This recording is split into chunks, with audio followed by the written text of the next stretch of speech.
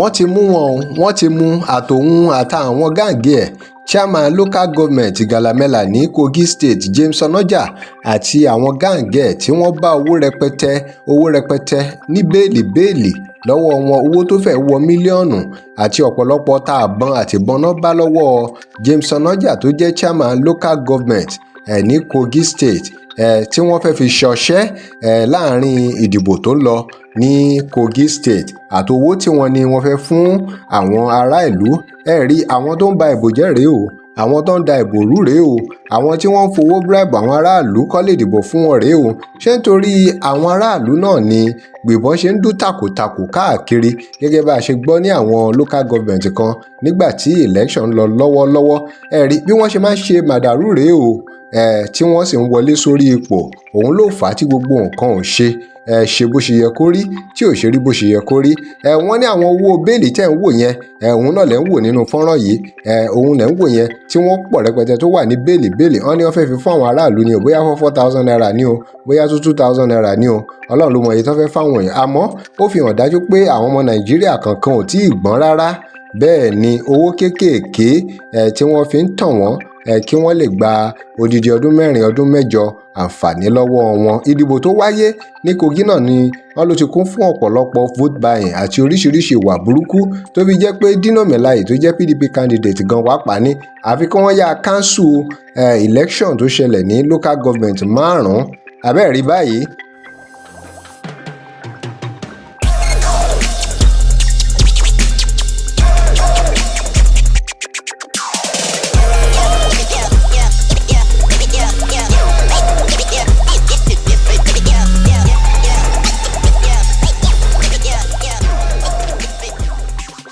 Welcome to Digi Nigeria. Remember to like, share and comment. Àmọ́ gbogbo bí ìdìbò yìí ṣe ń lọ lọ́wọ́lọ́wọ́, ohun tó yani lẹ́nu náà ni pé a rí Dino Melaye tó jẹ́ candidate PDP níbi tí ó ti ń kọrin bàbá bá mi gbé bùkátà mi o, bùkátà mi, òun ò tí ì sanwó iléèwé ọmọ. Fúnra ara yín gbọ́ orin tó kọ nínú fọ́nrán tí máa fi hàn yín láìpẹ́. Wá máa wò pé bí election bá ń lọ lọ́wọ́ ṣèbáwọn gómìnà ọkàn wọn máa ń wà lókè gorogo ní pé àfi kí àwọn win ní election yìí. Ṣùgbọ́n èèyàn máa rí pé kí ló fà á tọkàn Dino Melaye tó fi wá balẹ̀ tó yìí tó jẹ́ pé orin ló ń kọ lórí TikTok.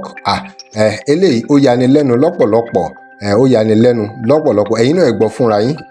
Bá mi gbé o, bá mi gbé, bá mi gbé o, bá mi gbé, bùkátà mi ò ẹnu mi ti fẹ́, bá mi gbé, bùkátà mi ò ẹnu mi ti fẹ́, bá mi gbé, bá mi gbé o, bá mi gbé. Bùkátà wo wá ni ẹ rò pé Dino ní pẹ̀lú orin tó ń kọ yìí? Ẹ wo bí ilé ṣe rẹwà tó, ẹ wo gbogbo àwọn mọ́tò tó ní. Ta ló nírú ilé báyìí tó tún máa kọrin wípé òun ní bùkátà tí ò bá ń ṣe pé orin wípé láti fìyàn ṣẹlẹ́yà ni? Kí ni èrò yín? Àsìkò tí Dino ń kọrin yìí, táìmù yìí gangan ni wọ́n ń ṣe election lọ́wọ́ ni o.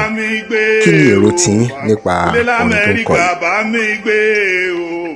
Ilé ní London bá mi gbé o, bá mi gbé, bùkátà mi ò ẹnu mi ti fẹ́, bá mi gbé, bùkátà mi ò ẹnu mi ti fẹ́, bá mi gbé, bá mi gbé o, bá mi gbé, bá mi gbé o, bá mi gbé, bùkátà mi ò ẹnu mi ti fẹ́, bá mi gbé, bùkátà mi ò ẹnu mi ti fẹ́, bá mi gbé, bá mi gbé o, bá mi gbé, bá mi gbé o, bá mi gbé, bùkátà mi ò ẹnu mi ti fẹ́, bá mi gbé, bùkátà mi ò ẹnu mi ti fẹ́, bá mi gbé.